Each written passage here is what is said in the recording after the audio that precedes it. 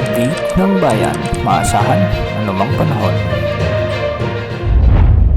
Magandang araw po sa ating lahat. Narito na ang pinakahuling update sa magiging lagay ng ating panahon sa araw na ito at sa mga susunod pang mga araw. Sa kasalukuyan ay nakakaapekto ang ridge, ang high pressure area sa hilagang bahagi ng Luzon, particular sa may extreme northern Luzon, samantalang easterlies naman o ang mainit na hangin mula sa karagatang Pasipiko ang nakakaapekto sa southern Luzon, sa buong Visayas at buong Mindanao. Samantala, naglabas na ng mahalagang abiso ang Pag-asa kaugnay sa patuloy na pagbabago ng klima sa ating bansa.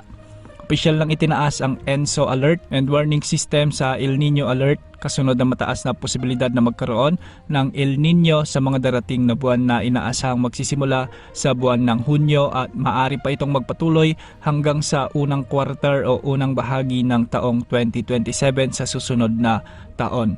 Dahil dito, inaasahan ang mas tuyong kondisyon ng panahon sa ilang bahagi ng bansa, kabilang ang posibilidad ng dry spells at tagtuyot, lalo na sa mga lugar na karaniwang nakakaranas ng kakulangan sa ulan. Gayunpaman, hindi ibig sabihin nito na mawawala na ang mga pag-ulan. Sa katunayan, sa pagpasok ng panahon ng habagat o southwest monsoon, inaasahan pa rin ang above normal rainfall lalo na sa mga kanlurang bahagi ng bansa. Ibig sabihin, habang ang ilang lugar ay makakaranas ng kakulangan sa ulan, ang iba naman ay maaaring makaranas ng mas malalakas na pag-ulan dulot pa rin ng habagat sa mga susunod na buwan. Samantala, ayon sa kasalukuyang panahon, patuloy na nakakaapekto ang easterlies sa southern Luzon, Visayas at Mindanao. Ang hangin ito mula sa karagatang Pasipiko ang nagdadala ng mainit at maalinsangang panahon na nagre-resulta sa bahagyang maulap hanggang sa maulap na kalangitan na may mga pulupulong pag-ulan at thunderstorms. Ngayong araw, inaasahan sa Metro Manila, Calabarzon,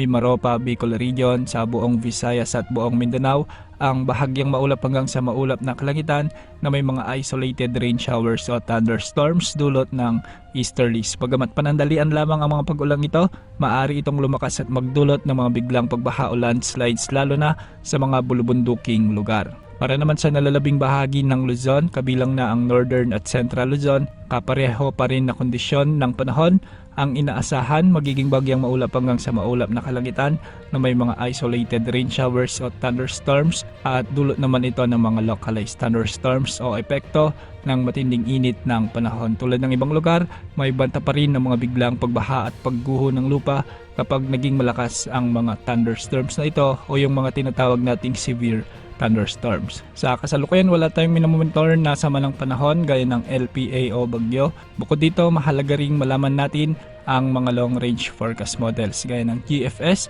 pati na rin ang Tropical Cyclone Threat Potential Forecast ng Pag-asa. Ayon sa paunang mga outlook nito, may nakikitang posibilidad ng pagbuo ng isang sama ng panahon na posibleng pumasok sa loob o malapit sa ating Philippine Area of Responsibility sa pagitan ng April 27 hanggang May 1, 2026. Bagamat wala pang katiyakan sa ngayon, may indikasyon na sakaling mabuo ang nasabing sistema o sama ng panahon, maaari itong lumapit o makaapekto sa silangang bahagi ng bansa. Gayunpaman, binibigyang diin ng mga weather models na nanatatiling hindi patiyak ang eksaktong lakas, galaw at lokasyon nito at maaari pang magbago sa mga susunod na araw. Sa kabuuan, bagamat may banta ng El Nino sa maaring magdulot ng kakulangan sa ulan, sa mga susunod na buwan patuloy pa ring umiiral ang localized thunderstorms at ang easterlies na maaring magdala ng panandali ang malalakas na pag-ulan. Kaya't mahalaga na magpatuloy sa pag-iingat at pag-aanda ang bawat isa.